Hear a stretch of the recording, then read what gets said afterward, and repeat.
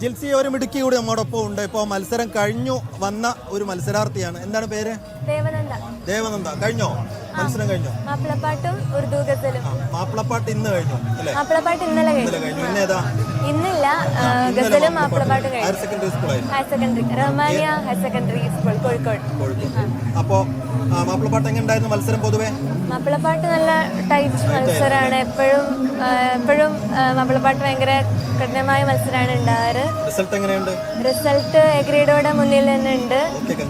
Thank you. അപ്പോൾ വരികളൊക്കെ ഏതായിരുന്നു? ആരുടെ പാട്ടായിരുന്നു പാടിയത്?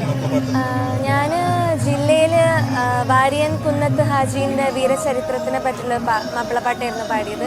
പിന്നെ സംസ്ഥാനമാകുമ്പം കോമ്പറ്റീഷൻ ടൈറ്റായി വരികയാണല്ലോ. അപ്പോൾ അങ്ങനെ ഒരു 2 ദിവസം മുന്നെയാണ് എന്നെ പഠിപ്പിച്ച മുനീർ സാറും ഷക്ലു സാറും വിളിച്ച് പറയുന്നത് പാട്ടൊന്നും മാറ്റണമെന്ന്. പലസ്തീനിന്റെ പറ്റിയുള്ള പുതിയ പാട്ടാണല്ലേ. നമുക്ക് 2 വരി ഞങ്ങളുടെ പ്രേക്ഷകർക്കായി.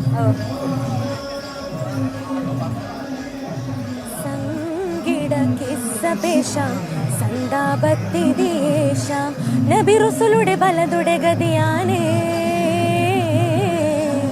സബ് ലോകരെ ദയമദിൻചാരേ സബ് ലോകരെ ദയമദിൻചാരേ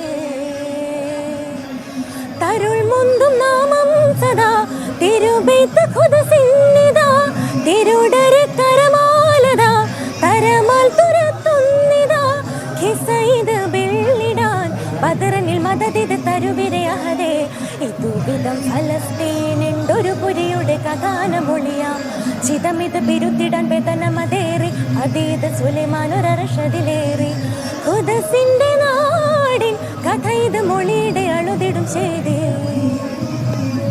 ഇതിന്റെ ലിറിക്സ് എഴുതിയത് ബദറുദ്ദീൻ പറന്നൂർ സാറും ഈണിട്ടത് അനീസ് കാരൂർ സാറുമാണ്.